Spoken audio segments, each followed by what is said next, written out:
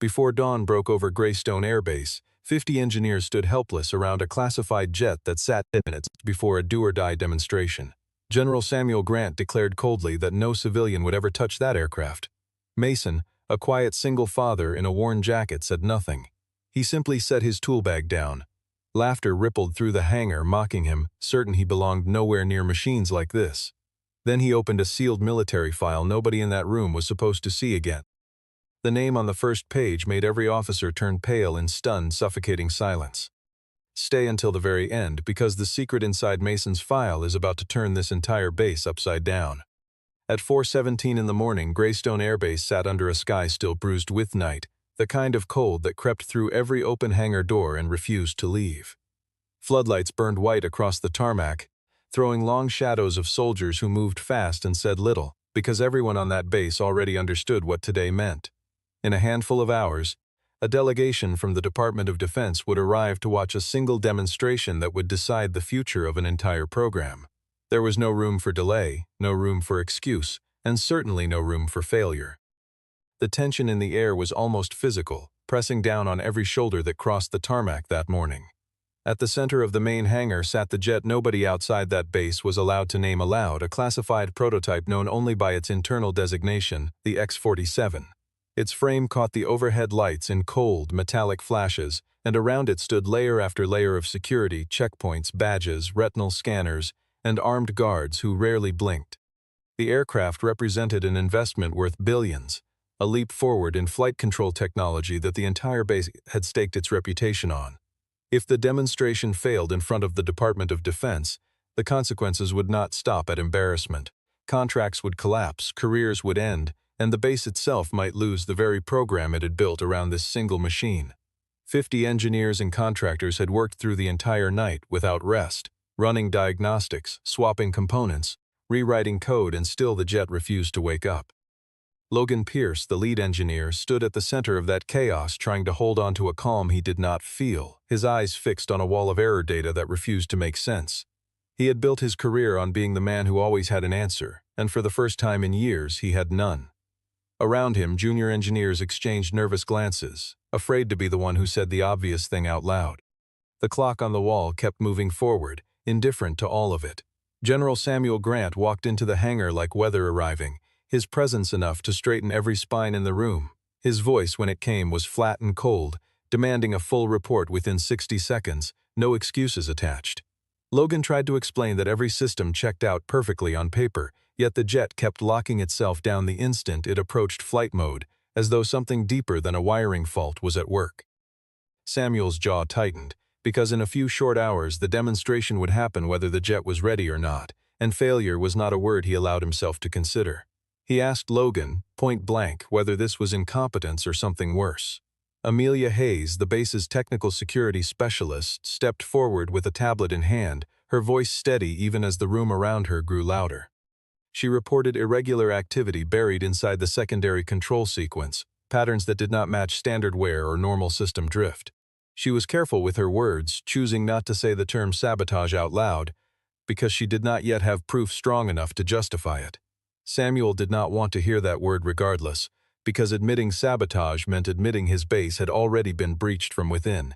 He ordered her to keep digging quietly, away from outside ears, while the engineers kept working the surface problem. A young soldier near the hangar entrance hesitated before speaking, then mentioned that a civilian mechanic from outside the gate, a man named Mason Carter, had once been called in to fix a hydraulic issue on a support vehicle months earlier and had a reputation for unusual precision. Samuel's reaction was immediate and sharp, calling the suggestion an insult to everything the uniform stood for, insisting that no outsider belonged anywhere near a machine this sensitive.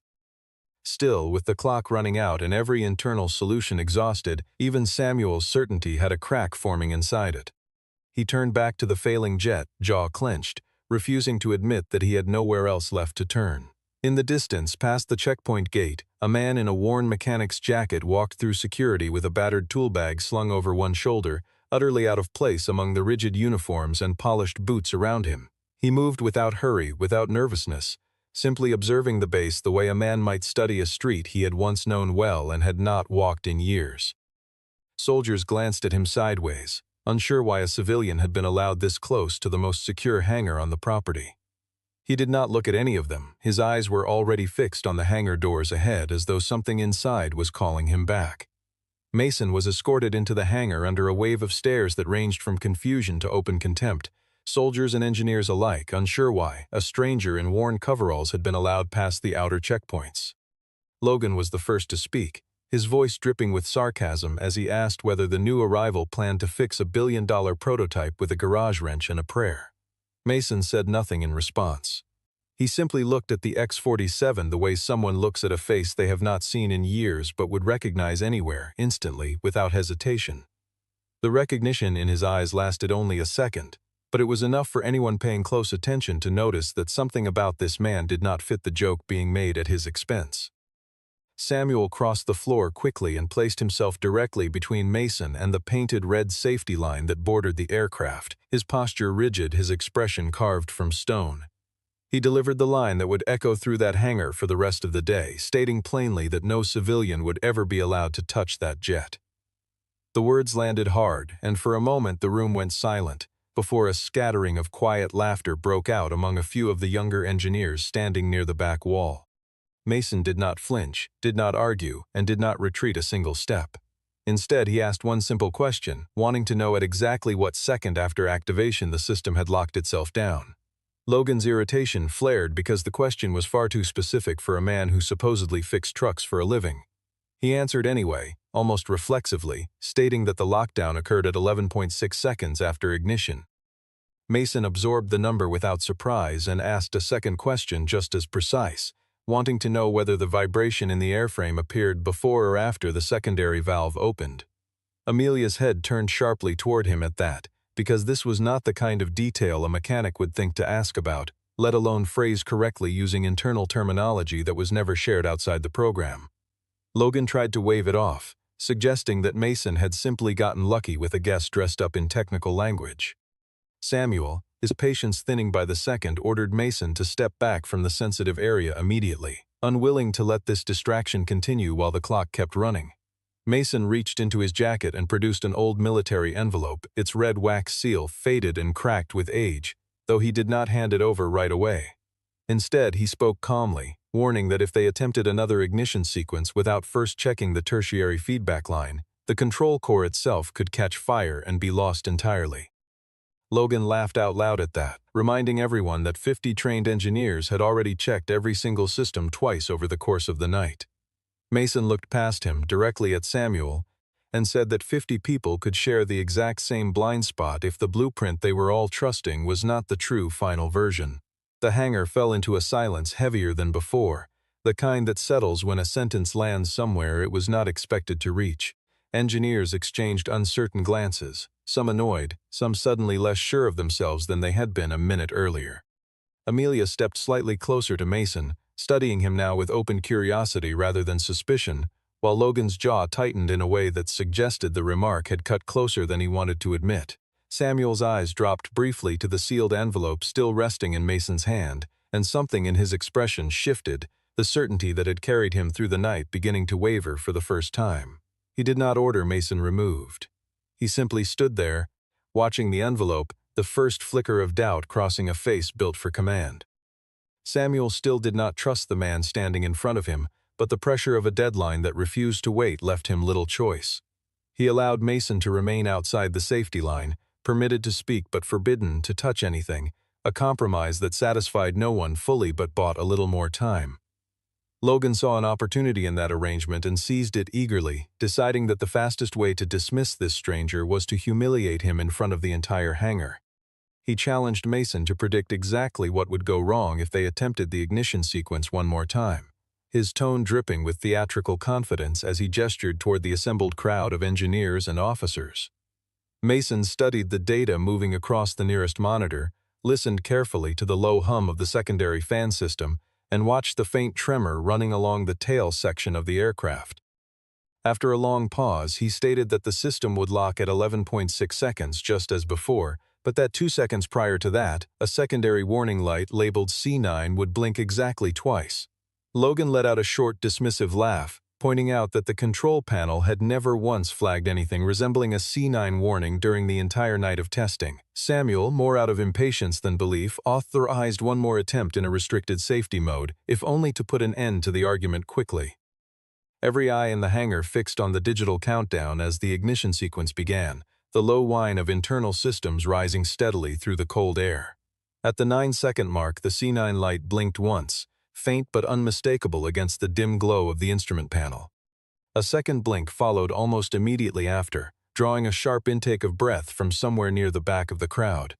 Then, exactly as Mason had said, the entire system locked itself down at 11.6 seconds, the same failure as before, occurring at the precise moment he had named in advance. The atmosphere inside that hangar shifted instantly, disbelief rippling through engineers who had spent the entire night failing to predict anything with that kind of accuracy. Logan recovered quickly, insisting loudly that Mason must have somehow accessed restricted data beforehand, perhaps glancing at a screen he should never have seen. Amelia stepped in before the accusation could gain traction, pointing out calmly that the C9 data point never appeared on any publicly visible report, meaning only someone who understood the deeper architecture of the system could have predicted it. Samuel's expression hardened further, though now the hardness was aimed less at Mason and more at the questions multiplying rapidly inside his own mind. He asked in a tone far less commanding than before exactly where Mason had worked previously in his career. Mason answered vaguely, mentioning only that he had once been part of an experimental flight maintenance program, offering nothing more specific than that.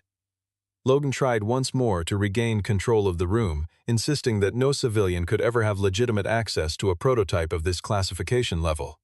Mason replied quietly that the prototype was not entirely new, that it had been built upon an older foundation that very few people currently inside that hangar were even aware existed.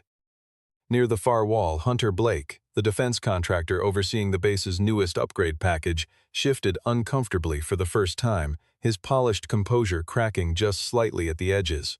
Amelia noticed him reaching for his phone and typing something with unusual urgency, a detail she filed away without remark.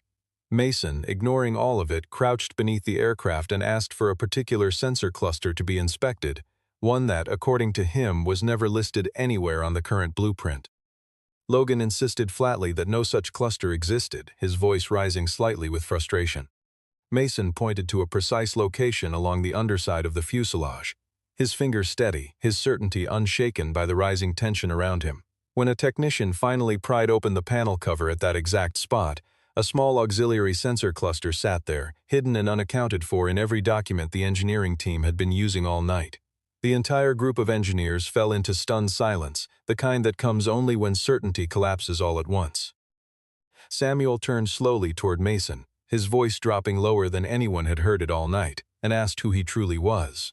Mason did not answer the question directly. Instead, he held out the sealed envelope toward Samuel, letting the weight of the moment speak for itself rather than filling the silence with words.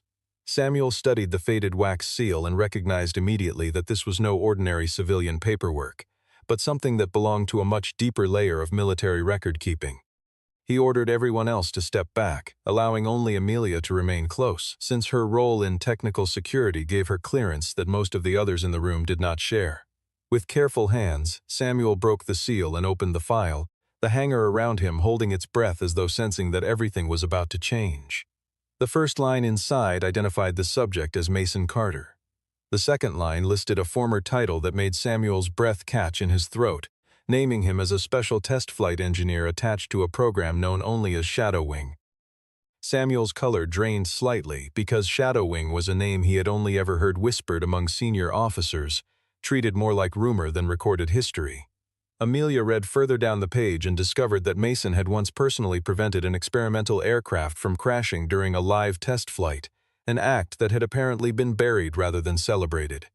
Logan, still unwilling to accept what he was seeing, suggested loudly that the document could easily be fabricated, a forgery designed to manipulate the room.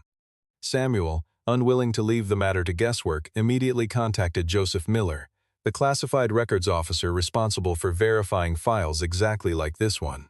While waiting for confirmation to come through, Mason remained near the jet, watching it with quiet focus, showing no trace of pride or self-satisfaction at the sudden reversal taking place around him. At one point, his phone buzzed gently inside his jacket pocket, and a brief glance revealed a photo of his daughter Lisa tucked behind his identification card, though he chose not to answer given how urgent the situation around him had become. The detail was small, almost invisible to anyone not paying close attention, yet it quietly reminded the room that this man carried responsibilities far beyond the walls of that hangar. Amelia noticed the photograph as well, and in that instant she understood something important about the man standing before her, that he was not chasing recognition or glory, only doing what needed to be done. Joseph's voice finally came through the secure line, confirming without hesitation that the file was authentic in every detail. He added, with a weight that settled heavily over the room, that Mason had been forced out of the Shadow Wing program after exposing a design flaw that certain people in power had worked very hard to keep hidden. The hangar fell utterly silent at that revelation, the kind of silence that follows when an old, comfortable story suddenly reveals itself to be a lie. Samuel realized with a creeping sense of dread that the man he had humiliated only minutes earlier might be the only person in that entire building who truly understood the soul of this aircraft. Logan's confidence cracked visibly, his mind already racing toward the realization that his position within the program might now be in serious jeopardy. Hunter Blake, who had been watching from the edge of the gathered crowd, quietly slipped away toward the far end of the hangar without drawing attention to himself. Mason, breaking the tense silence, stated calmly that the current malfunction was not a natural mechanical failure at all. He explained that someone had deliberately inserted a false lockout sequence designed specifically to sabotage today's demonstration before it could even begin. Before anyone could respond to that claim, a security alarm suddenly blared across the hangar, warning that an unauthorized access attempt had just been detected on the base's maintenance servers, the timing too precise to be coincidence. Amelia moved instantly to the nearest terminal, pulling up the access logs with practiced speed despite the alarm still echoing through the hangar. The records showed that a maintenance account had logged in at 2:13 in the morning, just minutes before the system had begun behaving erratically. Logan insisted this had to be coincidence, that the timing meant nothing beyond an unfortunate overlap with a routine scheduled check. Mason asked a question that cut straight through the noise, wanting to know who exactly stood to benefit if this demonstration failed in front of the Department of Defense. Samuel's gaze drifted slowly toward the contractor's side of the room, landing on Hunter Blake, the man currently overseeing the base's newest and most expensive upgrade package. Hunter returned to the group with practiced calm, suggesting smoothly that Mason was simply trying to distract everyone from his own lack of competence. Mason ignored the accusation entirely and requested a manual check of the auxiliary memory inside the deep control module, an area few people in the hangar fully understood. Logan warned that such a check would take at least 6 full hours to complete using standard procedure. Mason replied that they had less than 3 hours remaining before the demonstration began, which meant the process would need to happen by hand instead.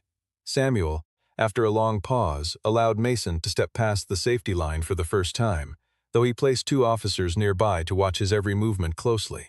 That moment marked a quiet turning point inside the hangar, the man once dismissed as an outsider now standing directly beside the most secretive aircraft on the entire base. Mason pulled on a pair of gloves and opened an access panel with movements so precise that several engineers nearby fell silent just watching him work. It quickly became clear that he understood every locking mechanism, every layer of insulation, and every step of the disassembly process better than most of the people who had built the current systems. Amelia stayed close, recording each finding carefully as Mason called it out, her earlier suspicion now replaced entirely by quiet respect. Deep inside the pressure feedback line, Mason discovered a small intermediary chip that had clearly been added after the original assembly. The chip itself did not destroy anything directly. Instead, it quietly distorted the system's reading of internal pressure, tricking the aircraft into believing a fault existed where none actually did, which then triggered the automatic lockdown sequence every single time. Samuel's anger flared immediately, recognizing this for exactly what it was, direct and deliberate sabotage planted somewhere inside his own base. Hunter attempted weakly to suggest that the chip might simply be a standard-approved component, nothing more than routine hardware. Mason pointed out that its serial number had been deliberately worn away, and that the adhesive holding it in place had not even fully cured, meaning it had been installed recently and quietly. Amelia pulled the hangar's security footage and discovered, with rising frustration, that the recording between 2 o'clock and 2:20 in the morning had been completely erased from the system. Mason observed quietly that whoever had done this clearly understood the base's procedures in detail, yet did not fully understand the original blueprint hidden beneath the current design. As he turned the small chip over carefully in his gloved fingers, he noticed something that made him pause, a tiny etched mark barely visible along its edge. It matched, almost exactly, a mark he remembered from long ago, one connected to a failure investigated years earlier inside the Shadowwing program. For a brief moment, the noise of the hangar faded around him entirely, replaced by a memory he had spent years trying not to revisit. The story now turned briefly toward the past, pieced together through Joseph's confirmation over the secure line and a handful of quiet memories that surfaced through Mason himself. Years earlier, Mason had been one of the most promising young engineers inside the Shadowwing program, a man trusted with problems that few others were even allowed to see. During that time, he discovered that a group of contractors had quietly concealed a flaw inside a pressure balancing system, choosing speed and profit over safety in order to secure a lucrative contract on schedule. Mason reported the issue immediately through every proper reporting route available to him, certain that the truth would matter more than convenience. Instead, his report was buried by people with far more influence than he had, and the warning he raised was simply ignored. During a live test flight not long after, that exact flaw very nearly killed the pilot at the controls, the aircraft pitching violently out of control in midair. Mason, working from the ground support team, broke protocol entirely and intervened directly, managing just long enough to bring the aircraft down safely. Rather than being honored for saving a life, he was blamed instead for violating procedure, an inconvenient hero in a story that powerful people needed to remain quiet. To protect the program's reputation and avoid a damaging scandal, his personal file was sealed away entirely, as though his service had never truly happened. He lost his career, his reputation within the only world he had ever known, and walked away from the military in complete silence. Mason chose not to fight the decision, not because he lacked the strength to do so, but because his wife was gravely ill at the time, and he chose to be present for her instead of waging a war against an institution larger than himself. After she passed away, he settled quietly into a simple life, repairing machines for a modest living while raising his daughter alone, far from the world that had once defined him. The story touched only briefly on his role as a father, never lingering long enough to place a child directly inside the danger of the unfolding events. Back in the present moment, Samuel slowly began to recognize the full weight of his earlier mistake, the certainty that had once felt so solid now crumbling beneath him. Samuel had heard fragments of the Shadowwing story before, but only the official version, the one describing a single engineer who had recklessly broken procedure out of arrogance. Now he understood that the real story may have been the opposite entirely, a good man sacrificed quietly to protect the comfortable lives of people far above him. Amelia connected the etched mark on the sabotage chip back to a contracting company once tied directly to the original Shadowwing failure. That same company, after changing its name and rebranding itself entirely, now operated as part of the network controlled by Hunter Blake. Logan's stomach turned cold as he realized that several of the approval signatures on the current upgrade components carried his own name attached to them. Logan admitted, quietly and without his usual bravado, that he had signed off on those components simply because he trusted the contractor's paperwork, never bothering to dig deeper since Hunter's reputation seemed solid at the time.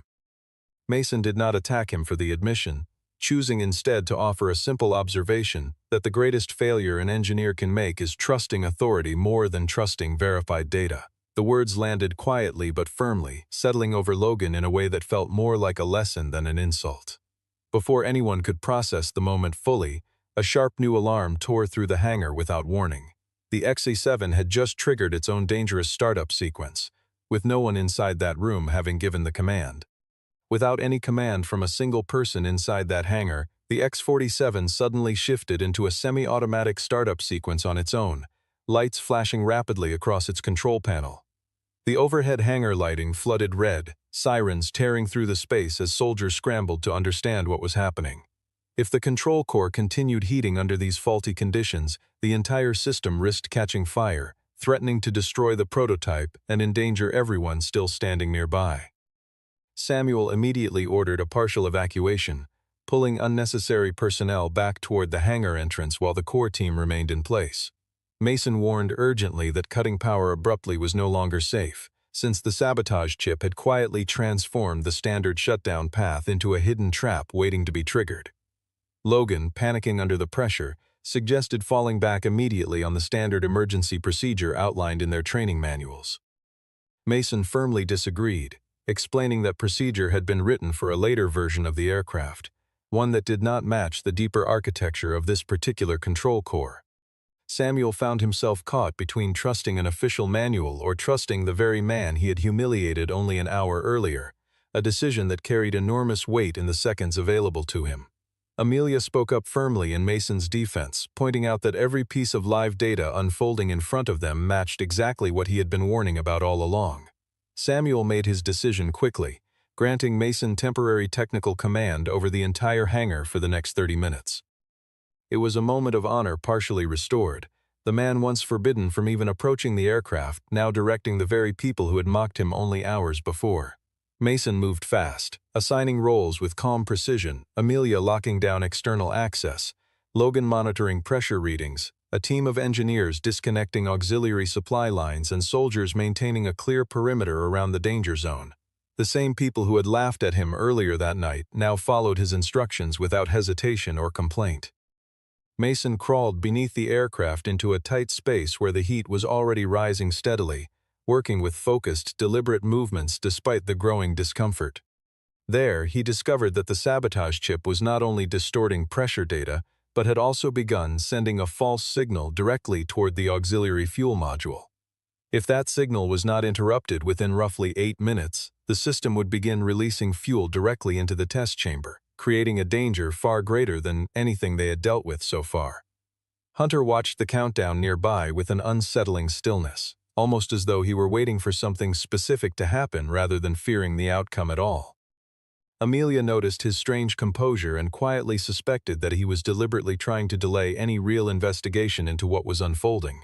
Mason called out for a specific older tool, one no longer used in modern maintenance procedures across the base. Logan admitted they had nothing like that available anywhere in the current toolkits. Mason reached into his own personal tool bag without hesitation and pulled out exactly that tool, a worn instrument he had carried with him since his earliest days inside the Shadow Wing program. The metal was scratched and aged, yet it fit perfectly into his hand, as though time itself had simply been waiting for this exact moment to use it again. He moved beneath the aircraft once more, working quickly against the rising heat, every second now measured carefully against the danger building above him. The hangar around him fell into a tense, breathless silence, broken only by the low mechanical hum of the failing systems overhead. Then, with a sharp motion, Mason severed the first signal wire, and the entire aircraft shuddered violently, the whole hangar holding its breath together as one.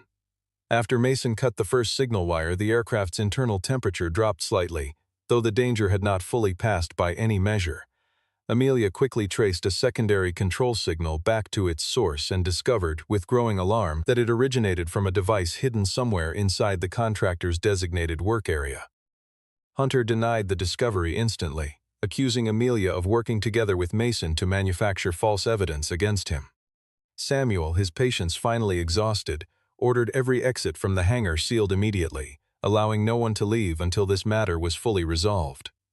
Hunter's composure shifted suddenly, and he stated bluntly that if the demonstration failed today, the base would have no choice but to sign a replacement contract with his own company instead. He stopped short of a full confession, but the statement alone revealed more than enough about his true motive for everyone present to understand. Hunter activated a backup device hidden on his person, forcing the X-47's systems into an even deeper level of lockdown than before. An old layer of code suddenly appeared across the main display screen, unfamiliar to almost everyone gathered in that hangar.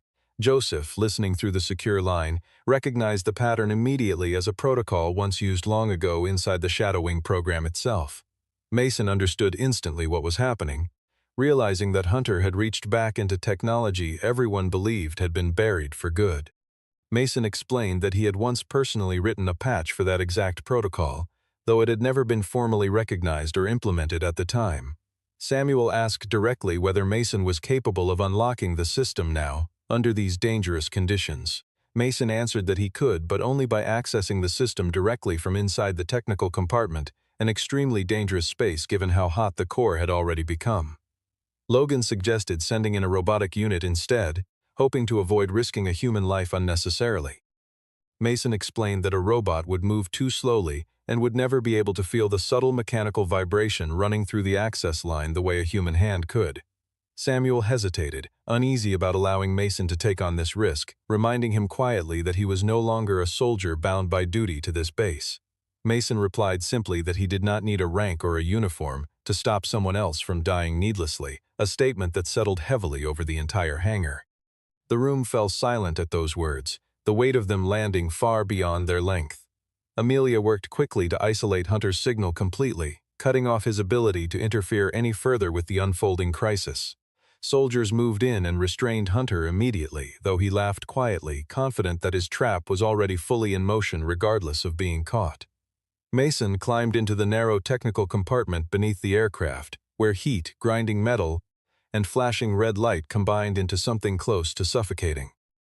He searched carefully through the tangled wiring until he located a cluster of crossed connections that matched almost perfectly, the same configuration responsible for the old accident from years before. For a brief moment, time seemed to fold backward around him, the past and present blending together inside that cramped, burning space. He understood with sudden clarity that cutting the wrong wire here would not simply fail to fix the problem, it would trigger a complete erasure of every piece of core data stored inside the aircraft. That realization meant something far larger than the immediate danger, because it meant every shred of evidence against Hunter could vanish in an instant if he made even one wrong move. Mason now faced a decision far more difficult than any wiring problem, forced to choose between saving the aircraft as quickly as possible or preserving the evidence needed to prove Hunter's sabotage beyond doubt. If he simply destroyed the entire compromised module to stop the danger fastest, every trace of proof against Hunter would disappear along with it. If he chose instead to preserve that evidence, the process would take longer and place him in far greater personal danger inside the overheating compartment. Samuel, prioritizing human safety above all else, ordered Mason to destroy the module immediately rather than risk anyone's life over preserving data. Mason did not obey right away, understanding deeply that if this particular truth was buried once again, it would only resurface later and threaten someone else's life down the road. He said quietly, almost to himself, that mistakes buried once tend to return and kill again, a sentiment that captured the emotional center of everything he had lived through since leaving the shadowing program. His phone buzzed again inside his jacket, Lisa's name appearing briefly on the screen before fading back to darkness. He glanced at it for only a moment, choosing not to answer, then drew in a slow, steadying breath before returning his full attention to the task ahead. The detail reminded everyone watching that Mason was not some invulnerable figure untouched by fear, but simply a man with a reason to want to come home safely tonight. Amelia caught the brief exchange and understood, more clearly than ever, the quiet sacrifice this man was making without asking for recognition. Mason instructed Amelia to copy every piece of data onto an independent storage drive before he attempted to remove the sabotage chip from its housing. Logan, for what felt like the first time all night, offered his help with genuine sincerity rather than self-interest. Mason accepted without hesitation, guiding Logan to listen for the rhythm of pressure vibration rather than relying solely on the numbers displayed across his monitor. Logan began relearning, in real time, the most basic lesson an engineer can absorb, that machines often speak honestly long before their instruments ever catch up to the truth.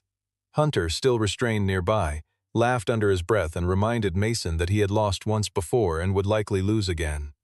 Mason did not bother responding to the taunt at all. He carefully removed the final protective layer covering the sabotage chip, using his old tool to bypass the false signal and reconnect the true feedback line underneath it. Amelia confirmed, with visible relief, that the evidence had been successfully copied and secured before any further damage could occur. A new warning flashed across the main display, announcing that only 90 seconds remained before the core would overheat completely beyond recovery. The number hung in the air like a held breath, every person in that hangar suddenly aware of exactly how little time was left. Samuel, the same man who had once forbidden Mason from touching this aircraft entirely, now turned to the entire hangar and ordered every soldier and engineer present to follow Mason's instructions without question or delay. The shift in command was total and absolute, the entire weight of the operation now resting on the decisions of a man who only hours earlier had been treated as an unwelcome intruder. Engineers who had laughed at him that night now moved with focused urgency, executing each instruction the moment it left his mouth. Soldiers held their positions exactly where he asked, watching gauges and listening for changes they would have ignored completely a few hours before. Logan kept his attention locked entirely on the pressure readings, repeating the numbers aloud the way Mason had taught him only minutes earlier. Outside the hangar, dawn continued creeping closer across the horizon, utterly indifferent to the quiet battle still unfolding within those walls. The countdown began its final descent, 90 seconds ticking away with brutal indifference to everything happening around it.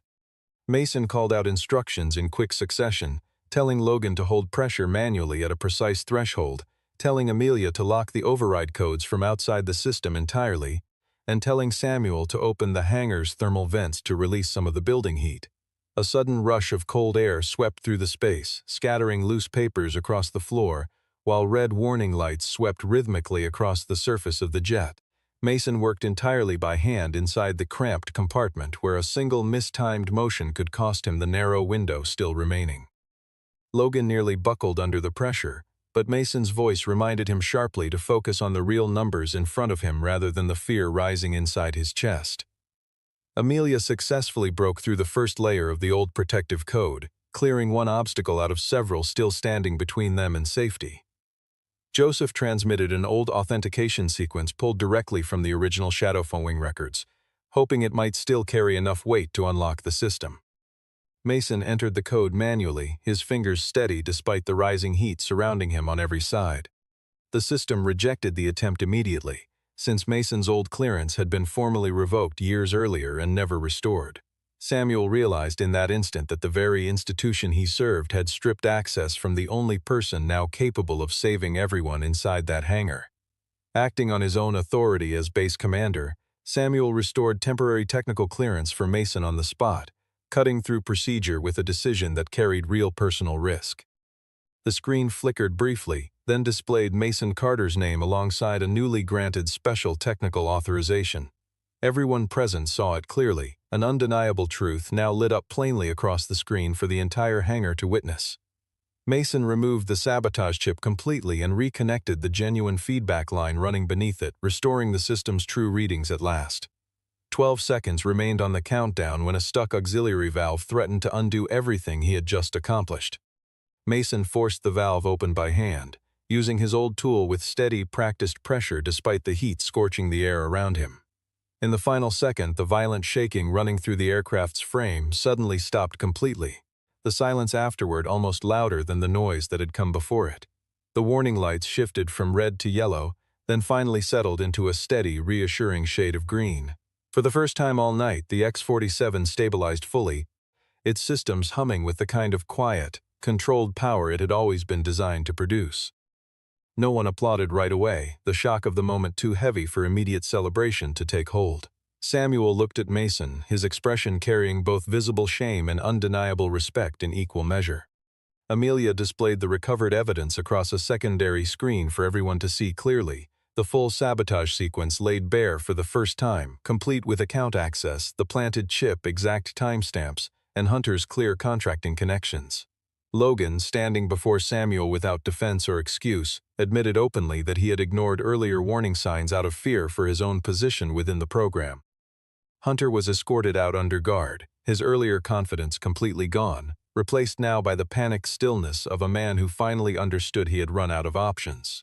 Mason climbed out of the technical compartment slowly, his shirt stained with oil and his hands marked with fresh, shallow cuts. Despite everything his body had just endured, his expression remained calm and unbothered, the face of a man who had never needed anyone's approval to know exactly what he was capable of. Morning light finally broke fully across Greystone Air Base as the delegation from the Department of Defense arrived right on schedule, their vehicles rolling through the main gate as though nothing unusual had happened only hours before. News of the overnight incident remained contained within the tightest circles of base security.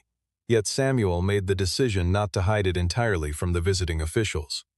He reported honestly that an act of sabotage had nearly destroyed the program, and that the base had only been saved through the direct intervention of a man named Mason Carter.